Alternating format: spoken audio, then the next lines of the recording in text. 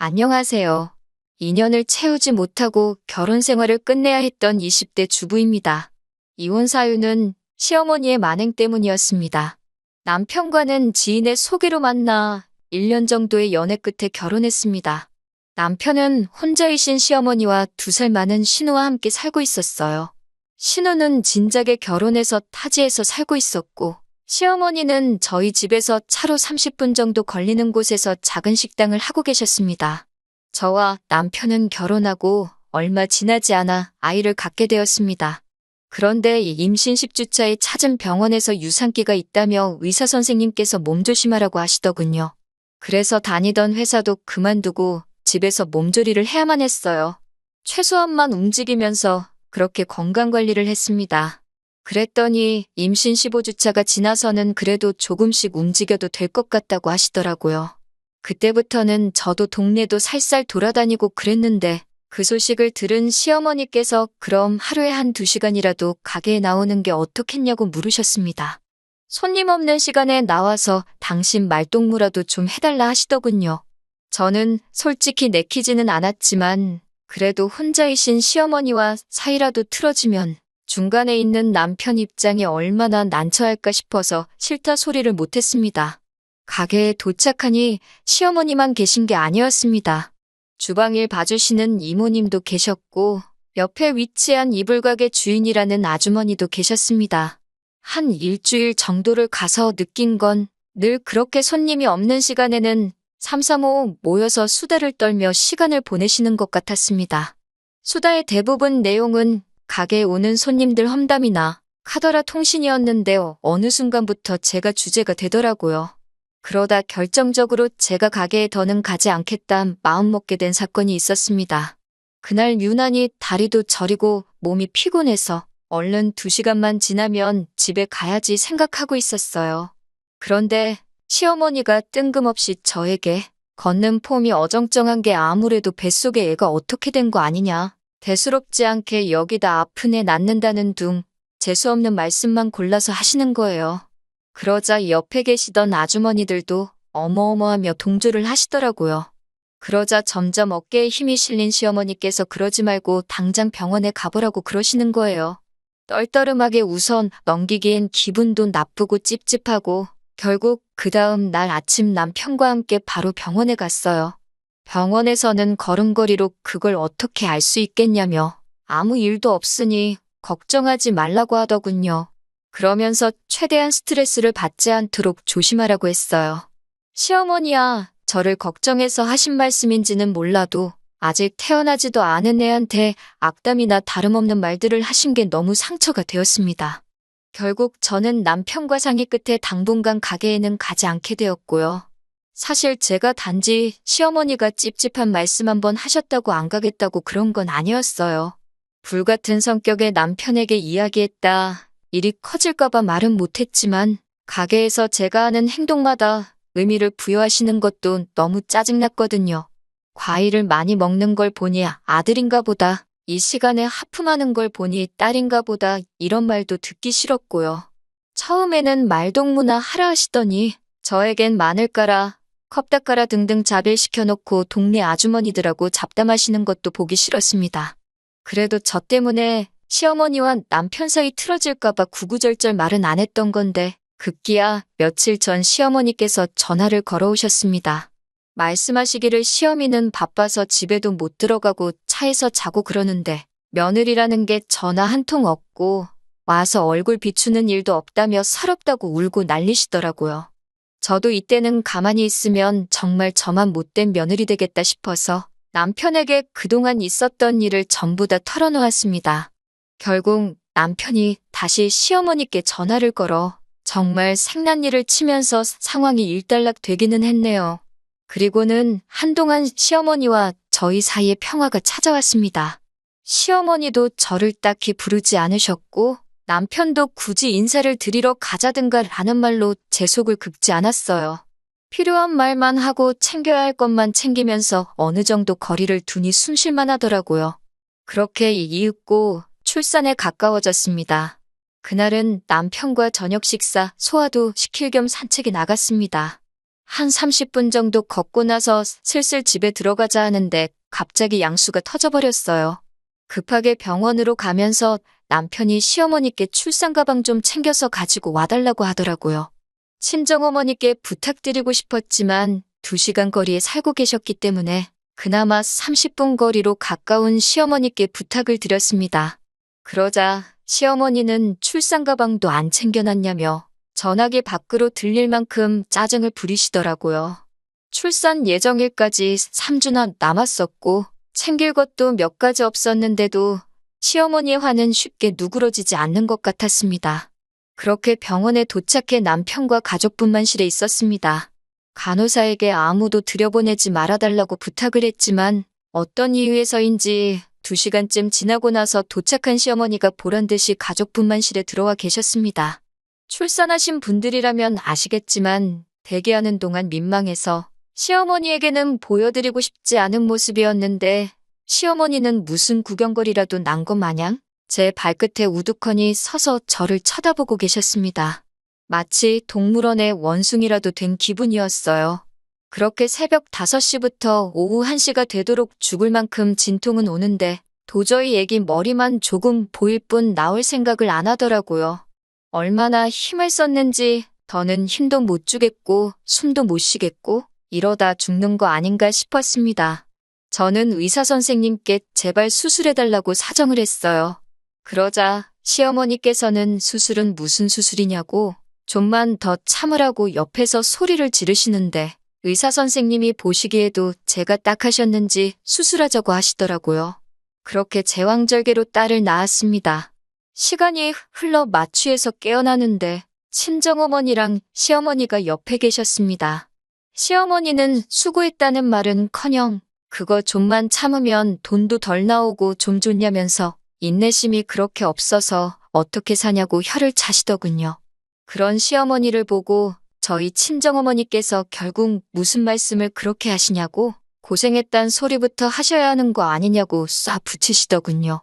저희 친정어머니도 한 성격 하시거든요.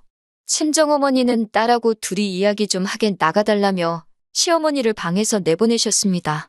시어머니가 방을 나서자 친정어머니가 평소에 어떤 대접을 받고 사는 거냐며 저더러 기죽지 말고 할 말 똑바로 하고 살라고 하셨습니다.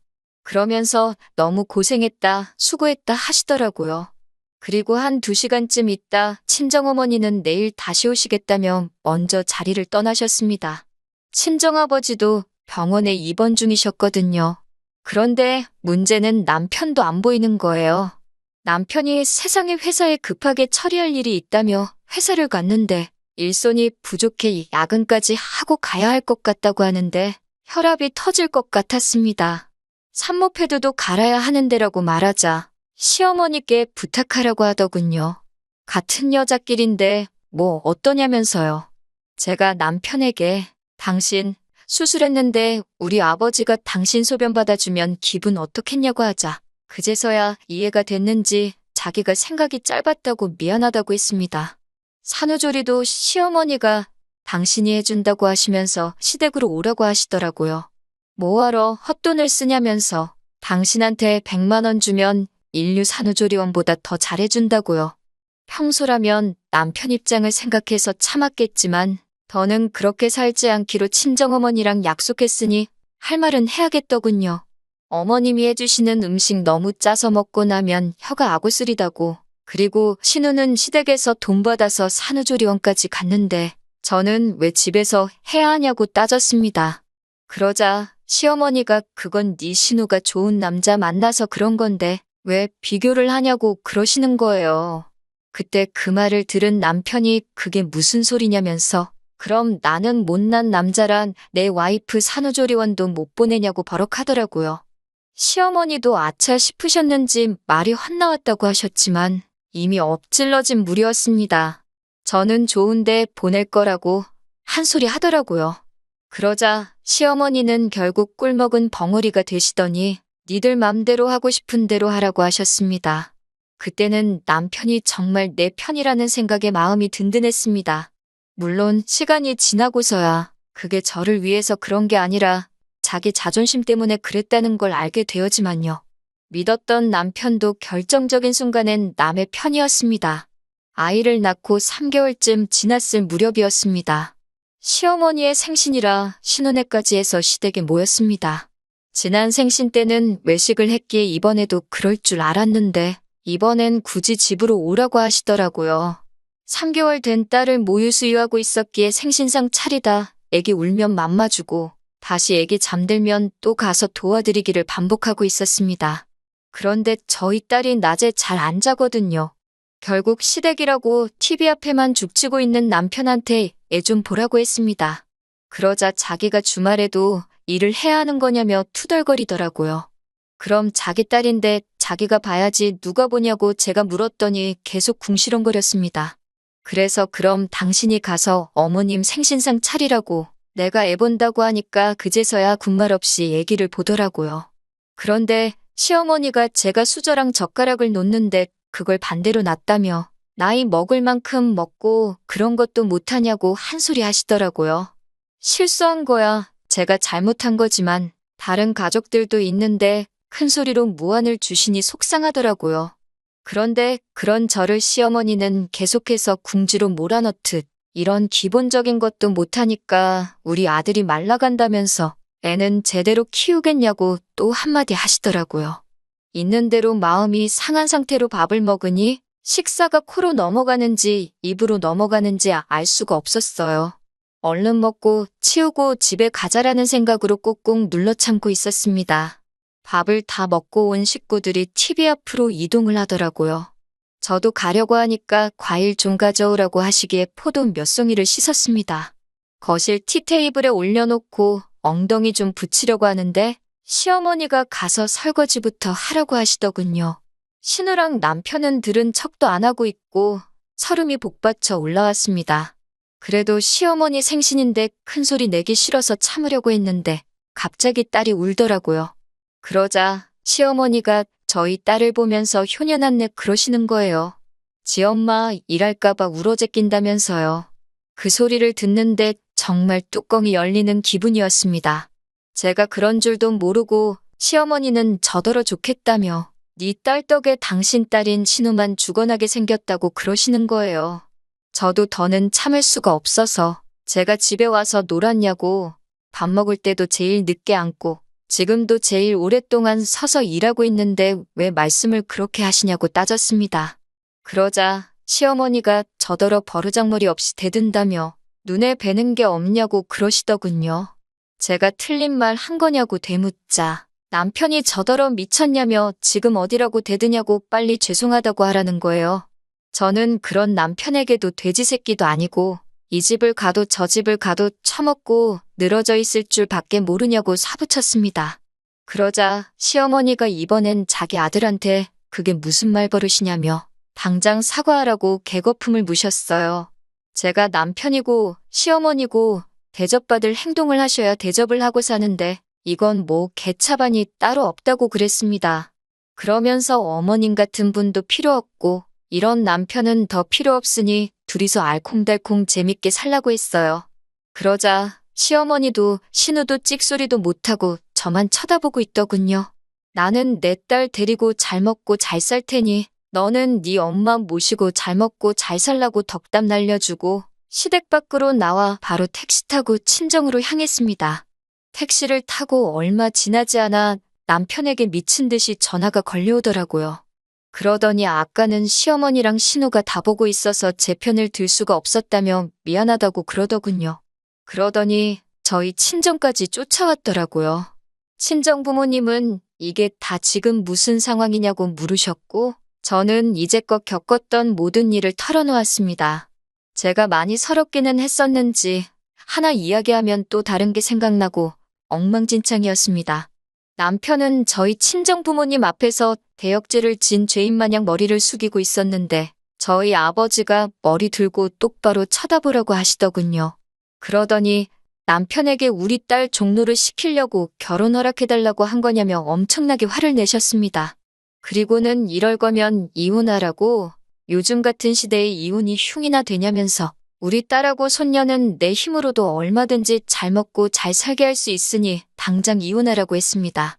그러면서 사돈 연락처도 내놓으라고 하셨고 그 길로 저희 친정어머니께서 시어머니께 전화를 거셨어요. 그리고는 남의 집 귀한 딸한테 막말을 왜 하시냐고 당장 사과 안 하시면 이혼시킬 거라고 하시더라고요. 그러면서 사돈도 딸 있으면서 어떻게 이제 애 낳은 지 석 달밖에 안 된 애를 생일상 차리라고 부른 것도 부족해 구박을 하시냐고 사부치시더라고요. 그러면서 사돈 생일상을 왜 당신 자식들한테 안 받고 내 딸한테 받으려고 하냐고 내 딸 크는 동안 1,000원 한 장 쓴 거 있냐고요. 여태 가서 이런 취급받고 살았다는 사실에 더 화가 난다고 긴 말 않겠다 하시면서 더 이상은 내 딸 그 집에 못 보낸다고 애들 이혼시키겠다라고 하셨습니다. 그제서야 시어머니는 화가 나서 말을 막 한 거지 제가 미워서 그러신 게 아니라며 앞으로 며느리도 딸처럼 생각하시겠다며 미안하시다고 하셨대요. 하지만 저희 친정어머니는 완강하셨습니다. 사위를 앞에 두고 헤어지라고 이혼하라고 하셨어요. 남편은 그제서야 정말 손이 발이 되게 빌었지만 저도 이미 진절머리가 난 상태라 그 꼴도 보기 싫더라고요. 저는 내일이라도 당장 이혼 서류 준비해오라고 했습니다. 이혼 서류 안 들고 오면 진짜 소송으로 갈 거라고요. 그리고 이튿날 남편이 퇴근하고 친정으로 와서는 이혼 서류를 내밀면서도 다시 한번 싹싹 빌더라고요. 그렇지만 사람이 바뀌는 게 얼마나 어려운 일인가요? 남편을 보고 있으면 굳게 먹은 이혼에 대한 제 마음이 흔들리더라고요. 하지만 사람이 어디 쉽게 바뀌나요? 남편이 눈물 콧물을 흘리며 앞으론 달라지겠다고 했지만 다시 합치는 한이 있더라도 일단은 헤어지자고 했습니다. 서로 정말 없어선 안 되는 존재들인지 지켜보자고 했어요. 그리고 2년이 지난 지금 저와 남편은 친구처럼 지내고 있습니다. 이혼 당시 남편은 저희가 살던 전세보증금의 대부분을 저에게 가지라고 했습니다. 딸을 태우고 다니려면 차도 필요하지 않겠냐며 차도 저에게 줬고요. 남편은 제 마음을 어떻게든 돌리기 위해서 최선을 다했고 저도 그 점은 잘 알고 있습니다. 남편은 계속해서 합치기를 원하고 있지만 저는 아직 정정하신 시어머니와 다시 한 가족으로 살 자신이 없기에 당분간은 이렇게 지내기로 했습니다. 시어머니는 제 생일이나 명절 때 잘 지내냐고 연락을 한 번씩 해오고 계십니다만 그 이상은 한마디도 안 하시네요. 아무래도 남편의 영향이 큰 거겠지요. 친정 부모님도 지금은 남편에 대한 미움을 많이 거두신 상태지만 다시 합치는 일에 대해서는 회의적이세요. 당분간은 부부보다는 부모로서 살아가려고 합니다. 그렇게 살다 보면 저와 남편의 관계도 시간이 해결해주지 않을까 그런 생각도 드네요. 긴 이야기 들어주셔서 감사합니다. 오늘의 사연은 여기까지입니다. 구독과 좋아요, 알람 설정해주시면 앞으로 더 좋은 사연으로 찾아오겠습니다. 감사합니다.